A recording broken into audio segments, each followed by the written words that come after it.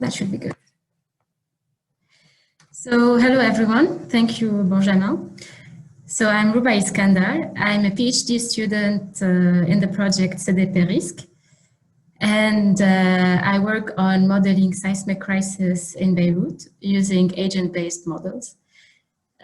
So I work with Elise and Julie, who have just presented in the presentation before me now, and also Cécile Cornou, who is a seismologist from ISTerre. So in my PhD, I built the model PEERS, which is for pedestrians evacuation in earthquake risk simulations. So, and today I will present this model. So let's start with the context behind this study. So actually earthquakes are characterized by the rapid onset. It means that we cannot know in advance when an earthquake is going to happen. So what we can do is try to quantify the earthquake risk. So to do that, we define risk as the product of hazard, exposure, and vulnerability. In that way, seismic risk modeling is useful for the establishment of mitigation strategies, so mitigation of economic loss and social losses due to earthquakes. It can also be used for the planning of immediate post-earthquake actions and also for the development of earthquake insurance schemes. So how is this modeling done? Usually in traditional methods, we focus on quantifying the damages that would happen if an earthquake were to occur. Sometimes you also go into quantifying the losses that would occur. But in these studies, often the vulnerability is just focused on the vulnerability of the physical elements, without taking into account the social component of the vulnerability. However, with the advances that have been seen in the disaster research field, there has been more integrated approaches that, in addition to the losses, aggravating factors are taken into account. So these aggravating factors, for example, in these studies, are factors related to the social fragility, such as the density of the population, the presence of slum neighborhoods, how many hospital beds do we have in this area, etc.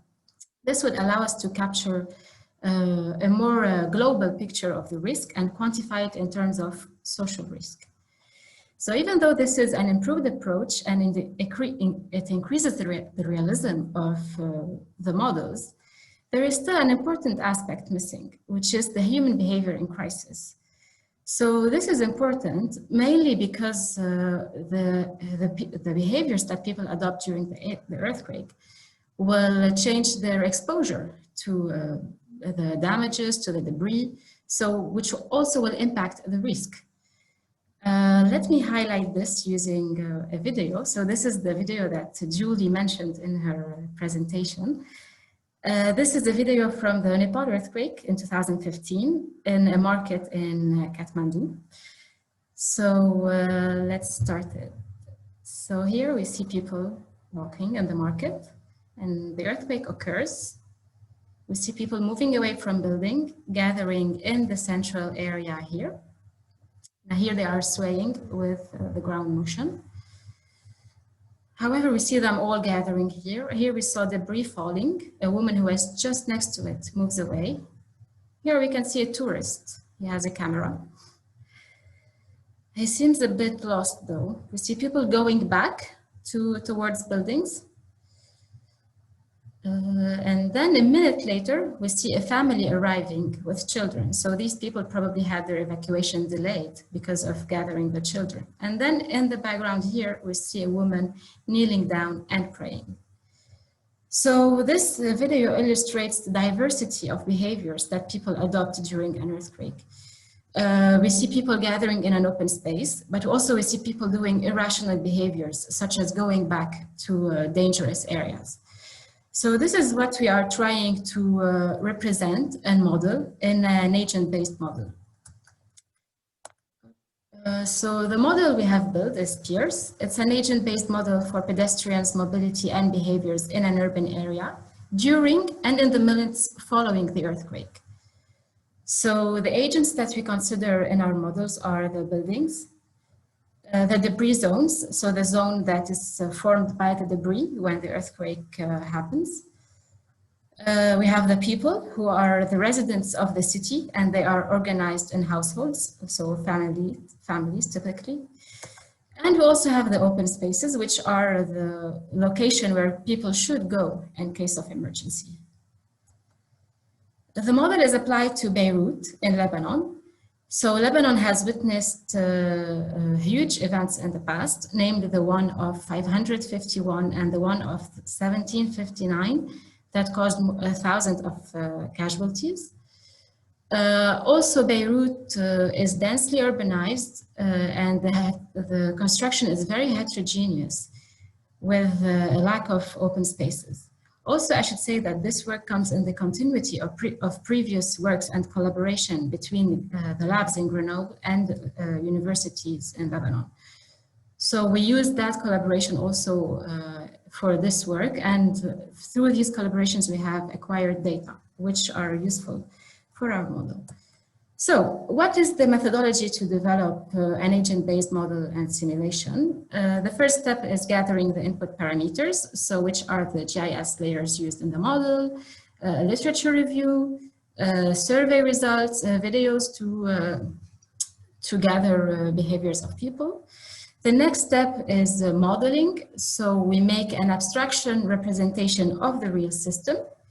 This abstract model is then implemented in a platform which allows us to run a simulation and do experiments. So in all this cycle, validation plays a central and essential role at each step. So let me go through how PIERS was developed. First, let's start with the input parameters used. So the data required for the model are namely spatial data, the open spaces in the study area, the building stock, also the digital elevation model, because pedestrians will move in the city and sometimes their speed will be affected by the slope of the urban area, sorry. There's also the social data. So what are the socio-economic characteristics of the population? What is the level of earthquake information, earthquake experience, and emergency preparedness of the population, and also the behaviors in previous events. So let's start with the behaviors. So in the literature, we can find the survey, post-seismic surveys, in which the behaviors adopted during and after the earthquakes were studied. So the most typical or the most common behaviors mentioned are evacuating, returning to houses, reuniting with family members, and continuing previous activities. So if we look at these studies and the earthquakes that were covered in these studies, we can see that the proportion of the reported behaviors vary from one study to another. Let's take, for example, the Mexico earthquake in 2017. The most common behavior was reuniting with family members. If we look at the Italian earthquake in 1997 and at the population that evacuated, it is higher than another earthquake of similar intensity happening in New Zealand. So from these observations, we can say that the percentage of the population who will adopt a given behavior in an earthquake is not the same across different contexts. So in order to model the context of Beirut, we need data related to the local context. So how did the people in Lebanon behave to previous earthquakes?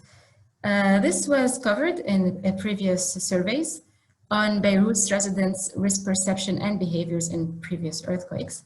However, the questions that were asked in the survey was more general, and they related to broad themes, and the questions were not directly related to gathering data needed for an agent-based model.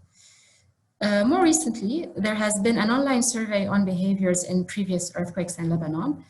However, the questionnaire did not gather enough answers to make representative statistical analysis. Nevertheless, last summer in Beirut, there happened a catastrophic event, which you might have heard of, the explosions at the port of Beirut that caused thousands of injuries, death, and destruction in the city. And the first news report that appeared after the event is people mentioning they thought it was an earthquake. So from this perspective, we have launched an online survey to gather the reactions of the people in response to the port explosions in Beirut.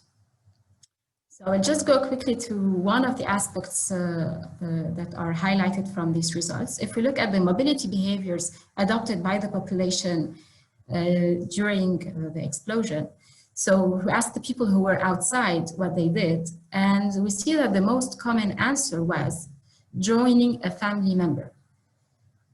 If we look at where the people went, the most cited modalities are going home, maison, which is French for home, and also hospitals. So if you also look at the people who went to safe area, only 17% of the people went to a safe area or an open space. And then in response to the question asking the people if they know where the safe area are located, 70% of the respondents do not know where these areas are located. So this is just a brief overview on the survey results. Now going back to the data needed for the model also relies on physical models. So for an earthquake scenario or for several earthquake scenarios, we can compute estimates of the building's damages, the generated debris from the buildings, and also the indoor and outdoor casualty rates. So these approaches I will not go into them right now, but I can cover that in the questions if you want. Later, we do also social modeling. So we try to recreate a synthetic population that represents the population of the study area. So to do that, we generate individuals that have characteristics that is similar to the study population. We also generate households, and then we assign people to the households. Okay, next. So this was for the input parameters aspect. Now I will go into the modeling aspect. So for the modeling, we have to define the agents and also the behaviors and how they will interact and also evolve during the simulation. So in that part, I will only develop how people or individuals will make their decisions. So the first decision that people will make is the evacuation decision if they are indoors. So to do that, we give each individual a different probability of evacuation. So this probability is calculated after doing a binary logistic regression on the survey results. So from this study, we can characterize a relationship between the evacuation decision and the set of explanatory variables. So these variables are related to the earthquake environment, such as the perceived intensity or the building's damages, but also variables related to the person's attributes, such as the person's age, gender, educational level, etc. So in that way, for each person, he or she will have a probability of evacuation. And then the people do not evacuate at the same time. There is a delay in evacuation related to the pre-evacuation activities that the person would take. So this is also taken into account in the model. We do not take, we do a random number between a minimum and a maximum limit, and then we assign it to each person. Okay, the next decision is the target destination choice in case of mobility. So we have defined 3 possible destinations, which are going home, going to a hospital, and going to an open space. The choice is guided by the individual's attributes. So for example, if a person wants to join someone, the target choice will be going to home. If a person is injured, the target choice will be going to a hospital. If a person knows the location of the open space, the target destination is going to an open space. So if a person has none of these attributes, we consider that this person does not have a target destination and they would just wander around. However, in the case of a person having more than one attributes, we have assigned priorities. So the priority is given to going home and going to a hospital. So these are the assumptions that were made in the modeling part. The next step is implementing the model and running the simulations. So the model is implemented in a Gamma platform. I will show a video of the simulation. This is a simulation for a low magnitude earthquake happening at night, so all people are located indoors. The people will have one target destination, which is going to an open space. And in that case, all open spaces are accessible. So if you can imagine open spaces, they can be like parks, stadiums, and sometimes these open spaces can be locked by gates or other barriers that make them inaccessible. So in that case, all open spaces are accessible. And here we see the simulation. So the simulation starts at the time of the earthquake. People leave the buildings and go to open spaces. Yes, that's it. So what are the outputs of the simulations? We can track the situation of people. For example, we can have the percentage of the population arriving in open spaces during the simulation, but also at the end. We can also track the status of open spaces. So we can have the average arrival time for each open space. Also the occupancy rate of each open space. And finally, we can explore scenarios using these simulations. The scenarios that we plan to explore are exploring the impact of the level of damage to the buildings on the evacuation and post-seismic mobility.